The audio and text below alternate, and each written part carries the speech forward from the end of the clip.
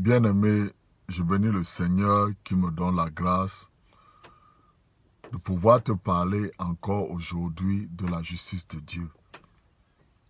Aujourd'hui, c'est le 1er janvier 2017. Et tout un chacun a mangé, a célébré, a pris des décisions sur les choses qu'il va faire. Mais laisse-moi te dire une chose.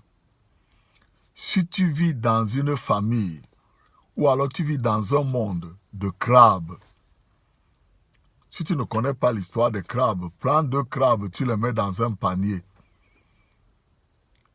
Tu vas voir que quand l'un d'eux veut sortir, l'autre va envoyer les pinces pour lui dire que non, ne pars pas.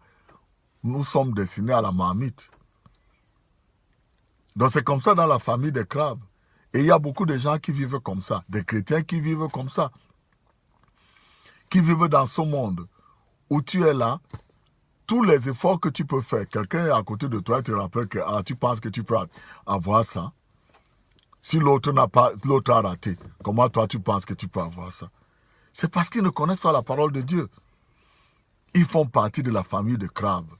Alors moi, je te dis que le Seigneur m'a mis dans le cœur de t'expliquer que quand tu es chrétien, tu es juste devant Dieu. Et Dieu te voit en Jésus. Et quand Dieu te voit en Jésus, ça veut dire que tout ce que Jésus est aujourd'hui, à la gloire de Dieu de Père, toi, chrétien, tu l'as. Est-ce que Jésus est pauvre? Non. Est-ce que Jésus est malade aujourd'hui? Non. Est-ce que Jésus est vieux aujourd'hui? Non. Même de son vivant dans ce monde, quand on venait l'arrêter, il passait parmi eux. Pourquoi? Parce qu'il était avec Dieu et Dieu était avec lui. Dans Jean 17, il a dit, je ne te prie pas de les ôter du monde, je te prie de les protéger du malin. Je vais te lire quelque chose qui va t'aider dans ce 2017. Dans le livre d'Ésaïe, Ésaïe 54, nous commençons par 53. Tout Ésaïe 53 parle de ce que Jésus-Christ a fait pour le chrétien, pour toi et moi. La fin de Ésaïe 53 dit, Ésaïe 53, verset 12, qui est le dernier verset de 53. Il dit, c'est pourquoi je lui donnerai sa part avec les grands. Il partagera le butin avec les puissants, parce qu'il s'est livré lui-même à la mort et qu'il a été mis au nombre des malfaiteurs, parce qu'il a porté les péchés de beaucoup d'hommes et qu'il a intercédé pour les coupables. Voilà ton héritage. Tout ce que Ésaïe 53 dit, il parle de toi et moi, chrétiens d'aujourd'hui. Et maintenant, le début d'Ésaïe 54 dit, réjouis-toi stérile, toi qui n'enfantes pas. Fais éclater ton allégresse et ta joie, toi qui n'as plus de douleur, car les fils de la délaissée seront plus nombreux. Frères et sœurs, qu'est-ce que ça te dit? Ça te dit que Jésus a fait toutes choses. Dans Isaïe 53. Maintenant, à la fin de 53, tu as entendu ce qu'il a dit? Reprends ta Bible, lis la fin d'Isaïe 53. Maintenant, dans Isaïe 54, il dit que la femme stérile qui n'enfante pas, qu'elle se réjouisse. Ça veut dire quoi? Ça veut dire que maintenant, malgré les circonstances qui l'entourent, elle commence à sentir comment l'enfant bouge dans son estomac. Même comme elle était déjà vieille. Sarah était déjà vieille.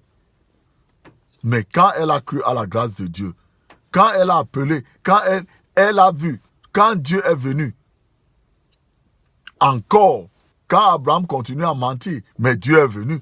Dieu a dit qu'Abraham, non, maintenant. Maintenant, là, tu vas voir l'enfant, là. Ce n'est pas là les efforts personnels que tu as fait, là. C'est maintenant que, comme tu es vieux, là, tu ne peux plus rien.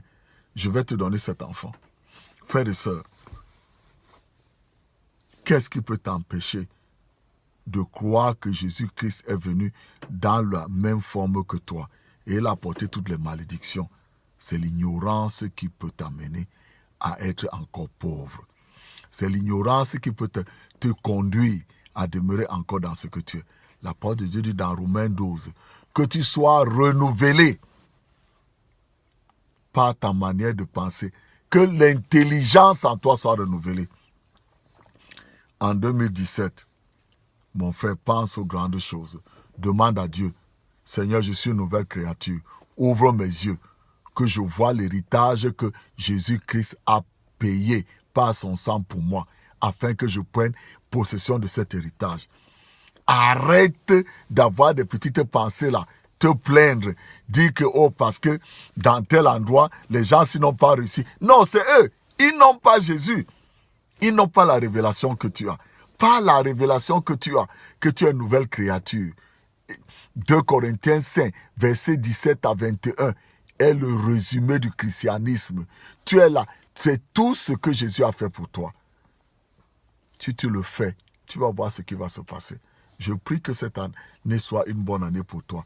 Et si tu n'as jamais fait Jésus ton sauveur personnel, appelle aujourd'hui le Seigneur Jésus.